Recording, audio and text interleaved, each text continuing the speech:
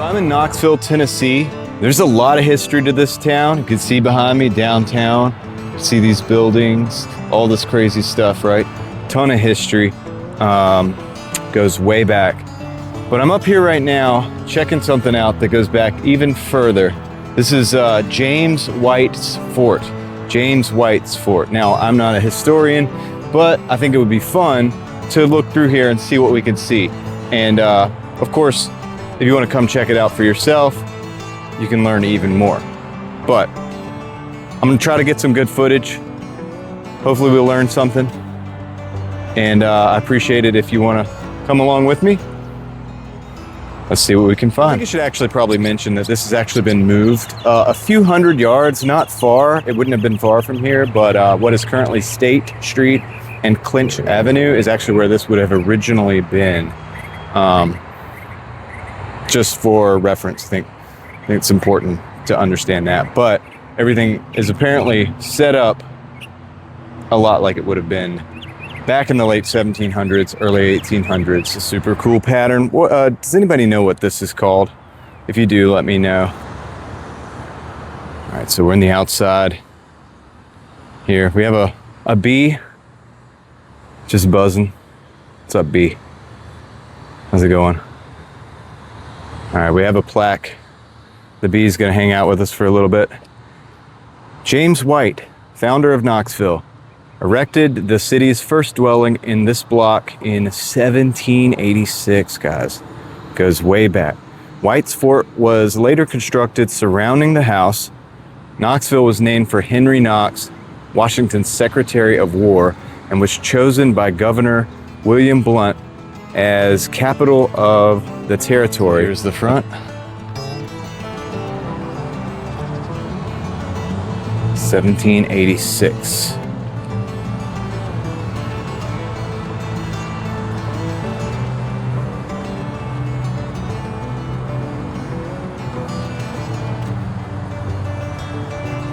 So you can see the house in there.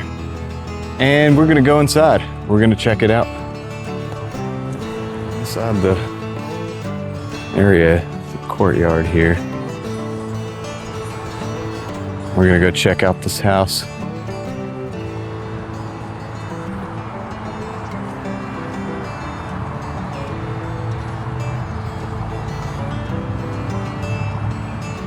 So, this is the dog trot. I believe it's this breezeway right here, according to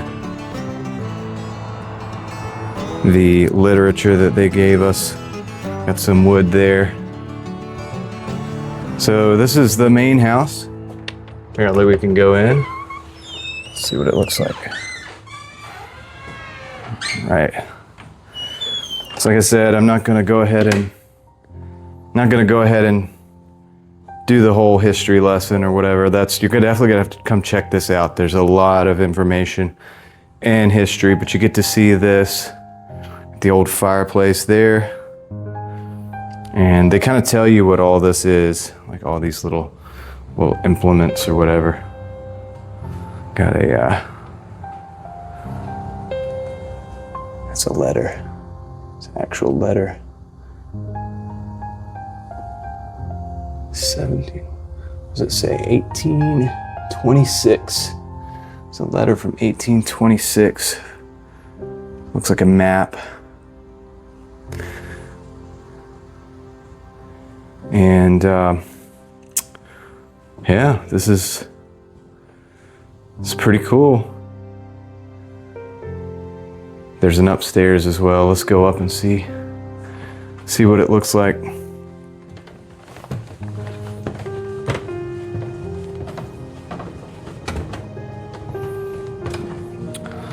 All right. So it was saying that there could be anywhere from 10 to 12 or maybe even 20 people up here sleeping at a time. And then they have these different beds from different eras. This is like a bed that uses strings to suspend the mattress. So it's pretty cool. Got another fireplace up here. Little chest. Pretty cool, guys. This is a big bed right here. I guess this would have been a pretty big bed at the time. Got a mirror. What's up?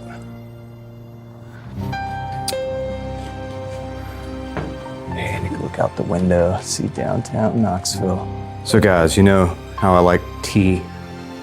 Apparently this is a compacted tea that you can like break pieces off of and make tea. And then of course you have the sugar cone, which would have only been used in special occasions. And apparently they don't mix the sugar with the tea.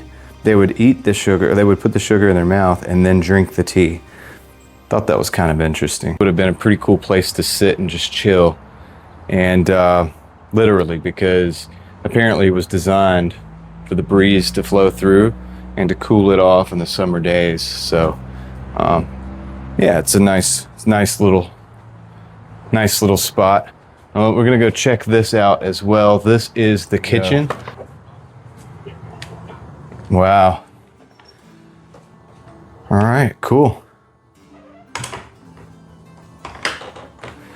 So if you come here, they will have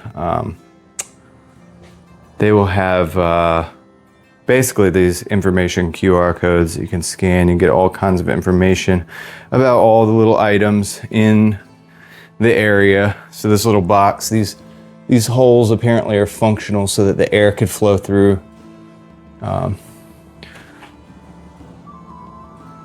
So we got the little stuff there. This is a meal box apparently. And we got another stove. So I thought this was really interesting. So this is actually like a sink. It's a stone sink. You have your soap over there, you have your drain there, and then a drain here as well that comes out. And I'm guessing you probably would have put a bucket or something underneath there, but that's kind of cool. I think, what is that? Is that a butter churn? I believe this is actually called a weasel. And if I'm not mistaken, and you guys can let me know in the comments, but the information that you get with the tour, they said that is where the term "pop goes the weasel" comes from. This is something that I thought was really interesting. We have the dishes and stuff up here in this cabinet, but if you go down to the bottom, apparently this would have been a place for the laying hens to hang out. So back out in the courtyard. This would have been mud, apparently. It wouldn't have been grassed over. I don't know how long this tree's been here, but it looks like an old tree. So it's seen a lot of time, but this wouldn't have been grass. It apparently would have just been compacted mud. That probably became a mess after a while. So we got a well. And you would have needed that because you had fires everywhere, so they would have needed water. Apparently this was used to keep the ashes, and they used that to make lye soap. This is the smokehouse. Let's go in here and see what's going on in here. So apparently this is a salt box. And I guess it was made out of a single piece of wood, which is pretty impressive.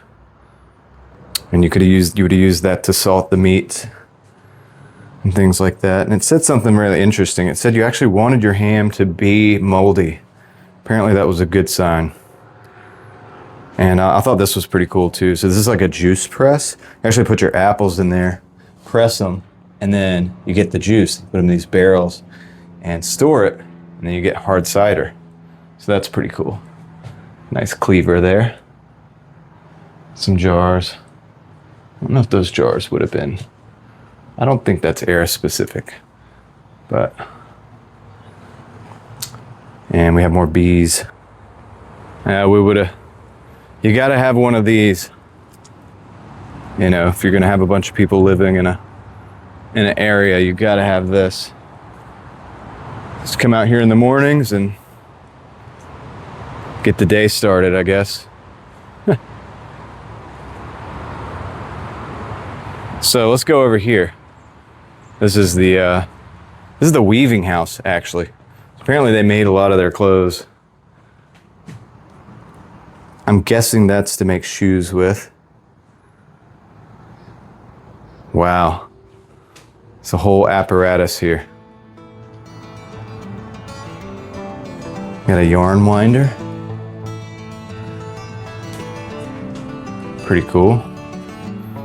So we got all these tools. Saddle there. Pretty cool carving right there. I think they just have some artifacts in here, just random artifacts with some arrowheads. I used to find arrowheads growing up in North Carolina. So we're in Tennessee right now, but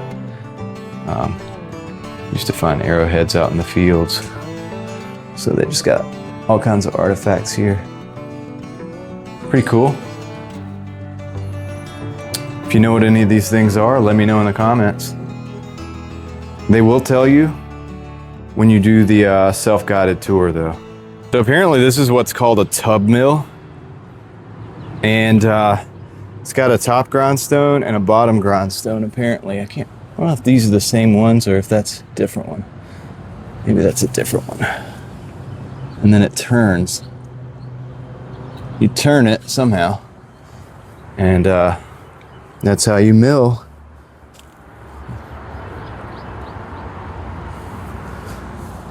Must be a way to like attach that and then turn that. I'm not sure. I don't know if this thing's complete.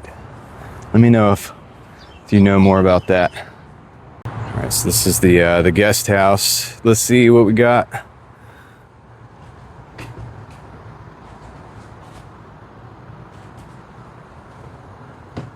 Guest house, 1786. Yep, we got a loft up there, pretty much like this is. No, I think they said they recreated this, but I think they said the boys would sleep up here and the girls down here, and then not much to it. Got another fireplace because you got to have one of those. Got a washboard. I think that's what that is, right? Cool. I wonder if this is a picture of the actual guest house. Seems like it.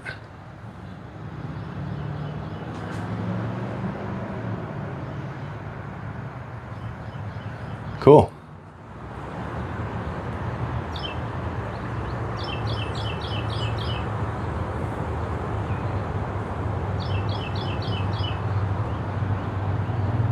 It's the blacksmith shop. This is pretty interesting. Definitely pretty cool. So, whoa. That's how you get the temperatures right there. What is that, a bellows? Pretty cool. Got your anvil. Got all your tools.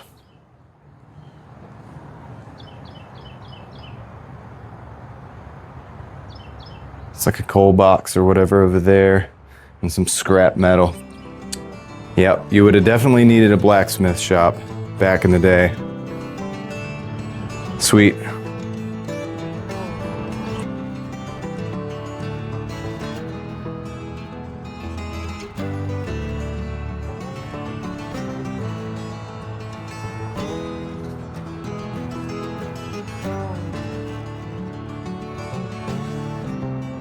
I hope you enjoyed the little walkthrough and the footage and everything. If you get a chance to come check this place out, it's probably worth checking out. It'll if nothing else, kind of give you an idea of how life was different back in the late 1700s, the early 1800s. They had to do a lot of different stuff. They had to do a lot of work, and you'll learn that if you come here and you read the literature that they give you upon arrival. You learn quite a bit, and I purposely left some of that out because, gosh, you should come check it out. I don't know, it's a historic thing. You know, it didn't look like that in the background when this was here. And actually, I believe the founder of this place actually ended up leaving the place and going to a less populated area later on in life because he didn't really want to live around a lot of people, and I don't blame him. I actually like living out in the country myself. So, well guys, with that said, I hope you enjoyed. let me know if you want me to do more of this stuff. If you have something that you want me to see or go check out, I'm making a list, so you could be a part of it. All right, I appreciate you guys watching, and we'll catch you on the next one. I'm out.